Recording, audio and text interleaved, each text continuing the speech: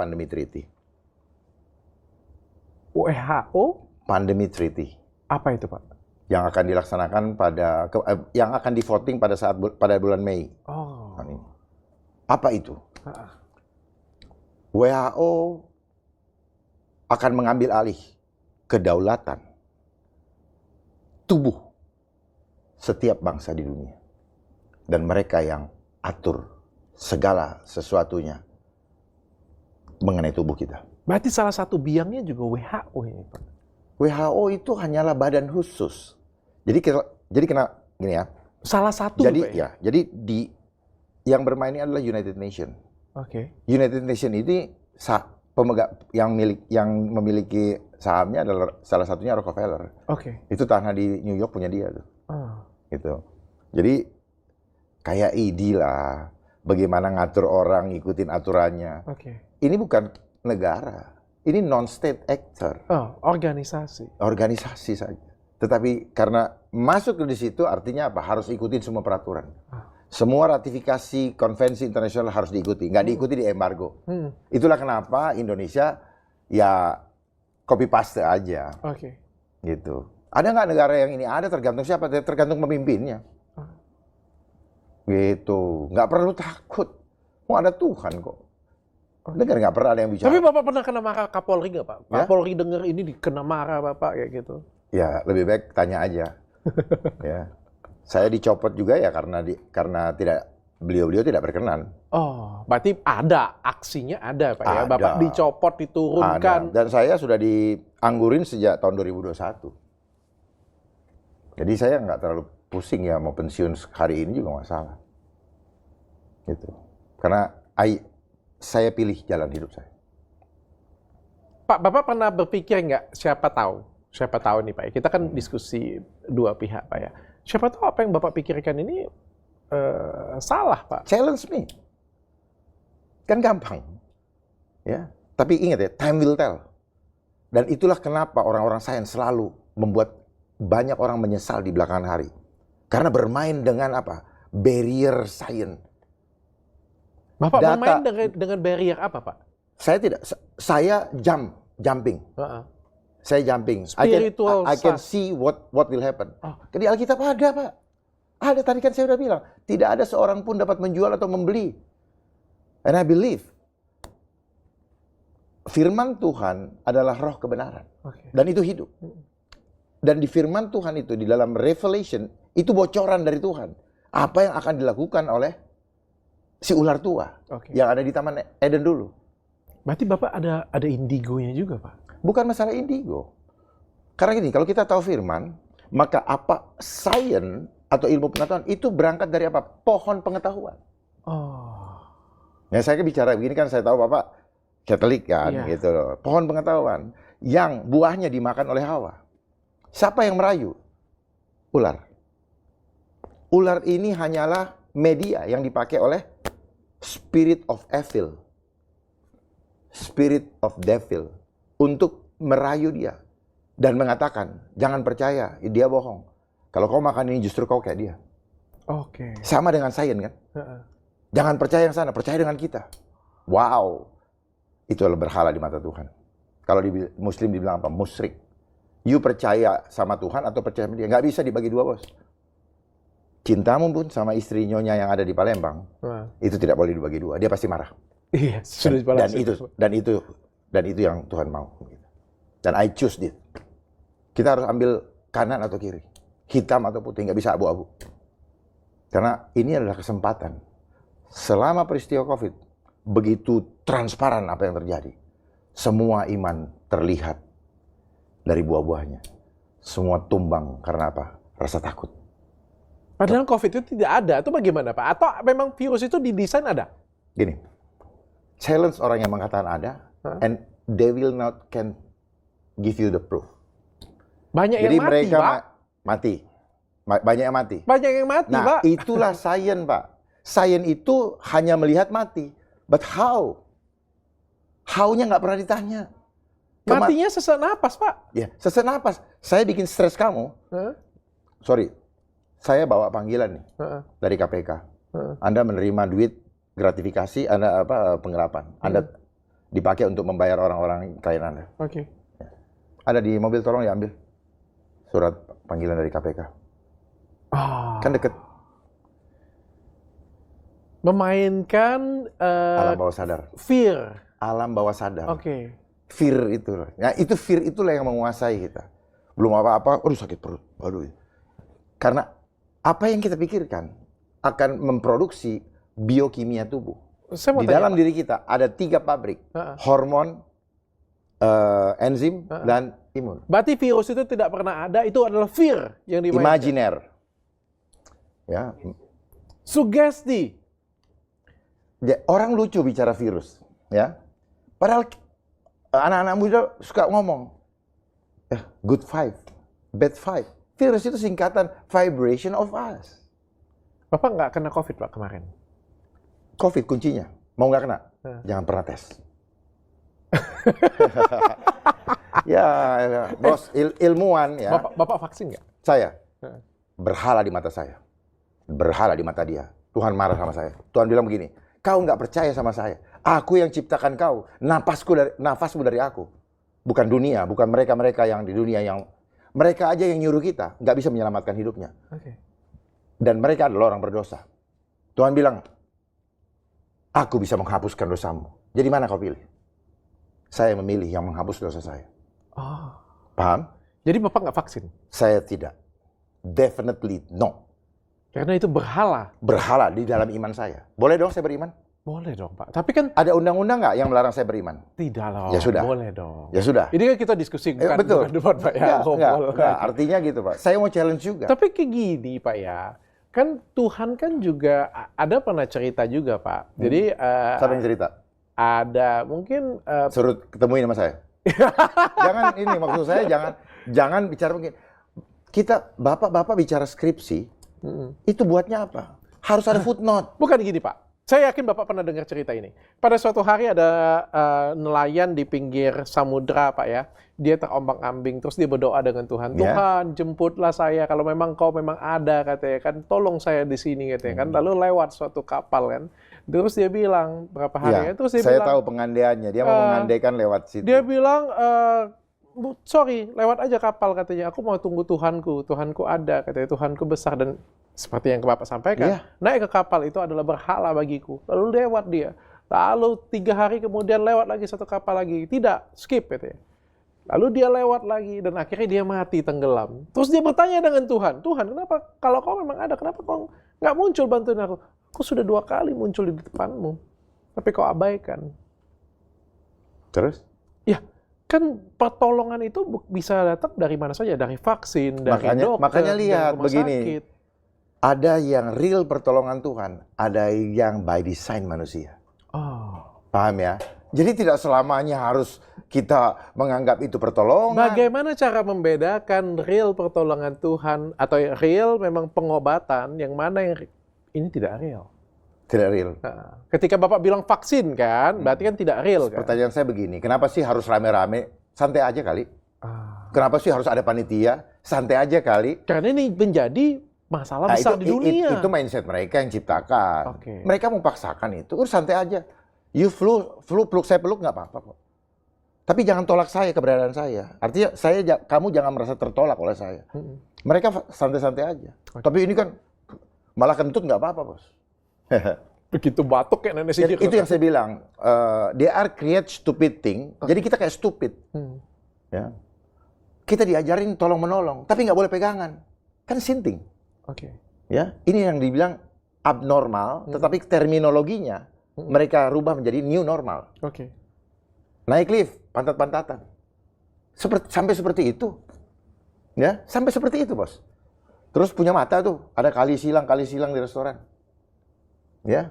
Ini namanya apa? Virus administratif. Ya, pulang dari luar negeri yang nggak punya duit masuk Wisma Atlet. Yang punya masuk Bintang 5. Wow, hebat sekali. Masa nggak bisa melihat seperti itu? Ya, kenaikan dan penurunan dari angka COVID apa? Hanya jumlah tesnya kok. Perbanyak tes naik dia. Dan ini adalah false positif dan false negatif. Bentar dulu, jangan bicara dulu. You paham PCR nggak? You kan dokter. Tahu, Pak. Apa? Melihat dari virusnya sendiri, Pak. Ya? Melihat untuk mendeteksi virusnya. Kata siapa?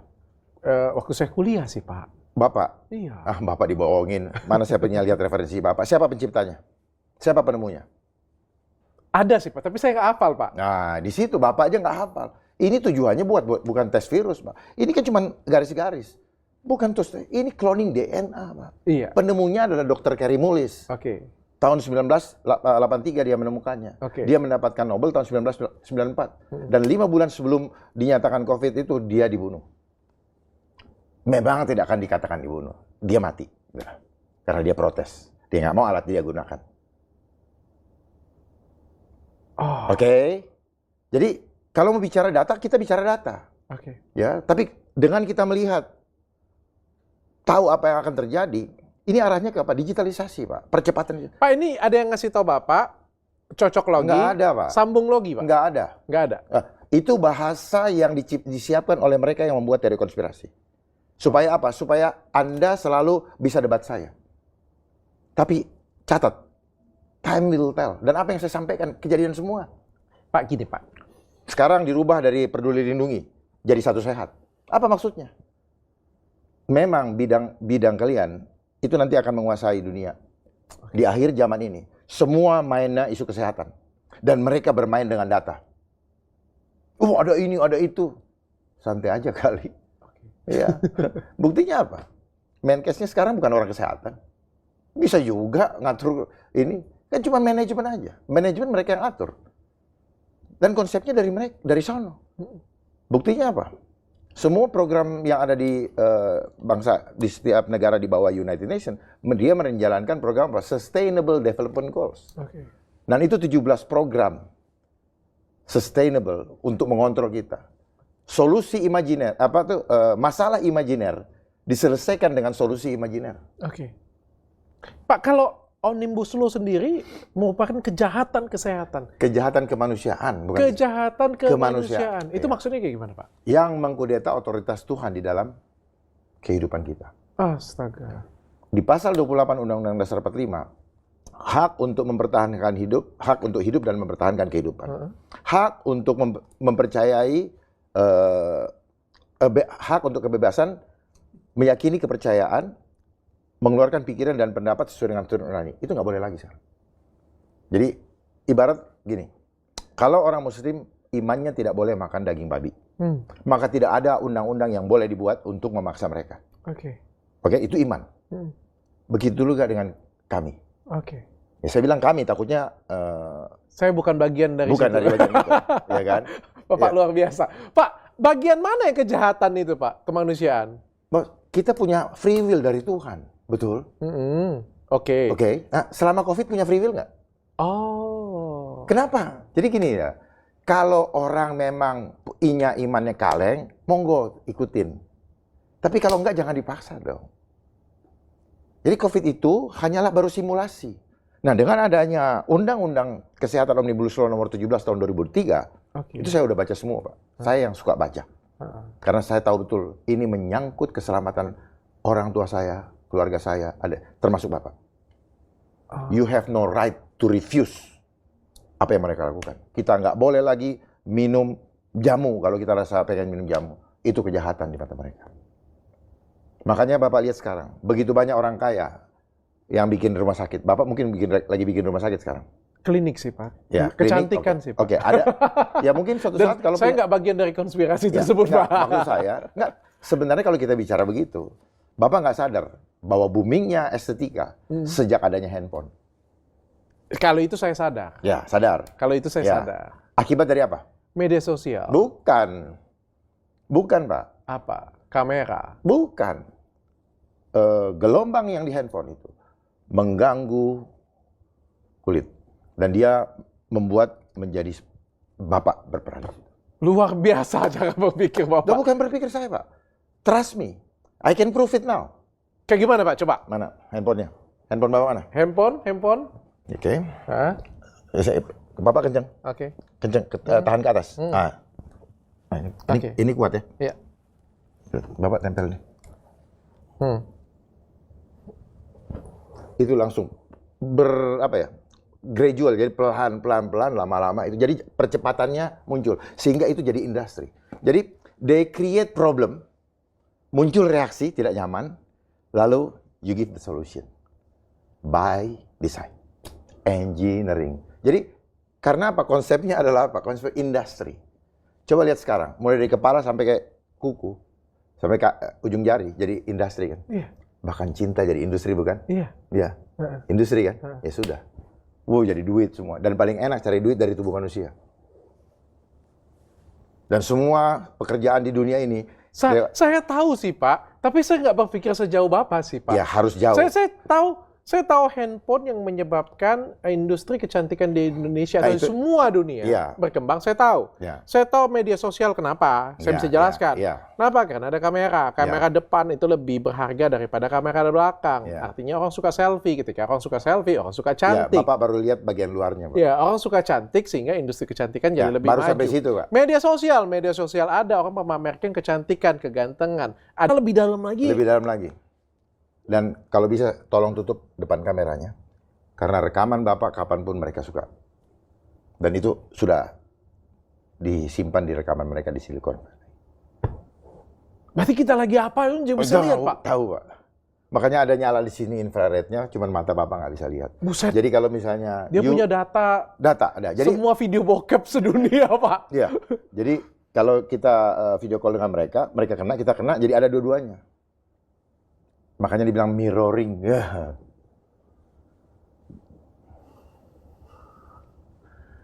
Luar biasa, Pak. Pak, kalau nyamuk Wolbachia sendiri, Pak, itu juga ya, berarti lebih parah lagi ya? Kan gini lucu. Dulu kita kecil diajarkan, cicak di dinding, diam-diam merayap, datang seekor nyamuk apa? Hap. Kok di sini sekarang suruh berteman? Kalau ada nyamuk di bayi Bapak, apa yang Bapak lakukan? Hap. Teplok kan?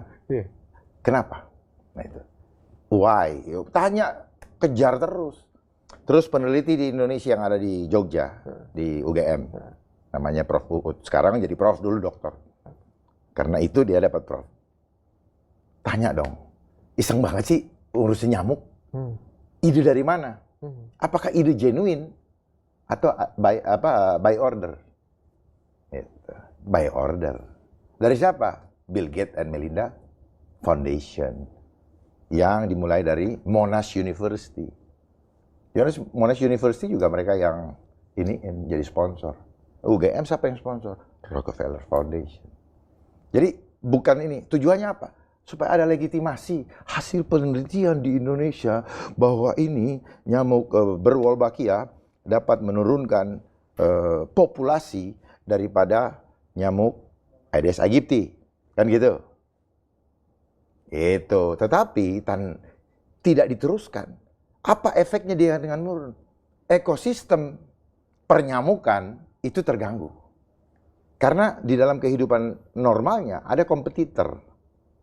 Gitu, supaya mereka selalu punya kehidupan seimbang, yaitu nyamuk kuleks. Salah satunya nyamuk kuleks. Ternyata nyamuk kuleksnya naik.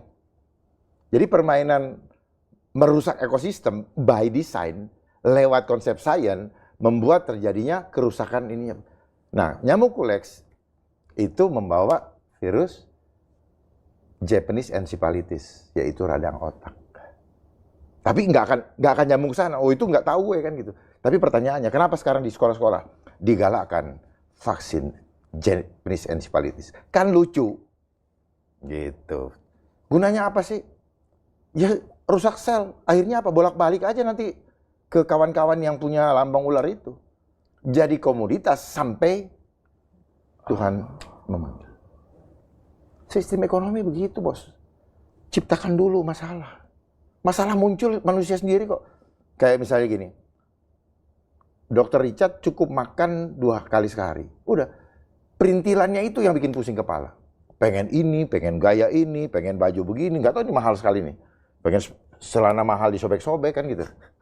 Ya kan? Padahal apa? Tuhan bilang apa? Cukuplah pakaian, cukuplah makan dan pakaian. Pengen apartemen, mahal. Pengen ini, pengen itu. Padahal begitu makan banyak, nanti gua kolesterol. Kan gila kita. Terus pergi ke laboratorium, cek darah. Datang ke sana, dikasih keluar angka, puyeng lagi. Kita bayar, kita pulang, kita puyeng. Jadi pikiran. Mainnya cuma di situ aja, Pak. Lingkaran setannya, Pak. Ujung-ujungnya apa? Tidur di rumah sakit. Tapi kalau Bapak sakit tetap ke dokter kan, Pak? Dulu iya. Kapan terakhir kali Bapak ke dokter, Pak? 5 tahun yang lalu lah, 7 tahun yang lalu. Itu pun karena apa? Itu pun karena saya belum paham betul. Tetapi setelah saya paham bahwa yang menyembuhkan bukan mereka dan bukan obat-obat itu, tetapi tubuh saya sendiri, di mana sel saya masih bisa bangkit. Kuncinya satu, tenang.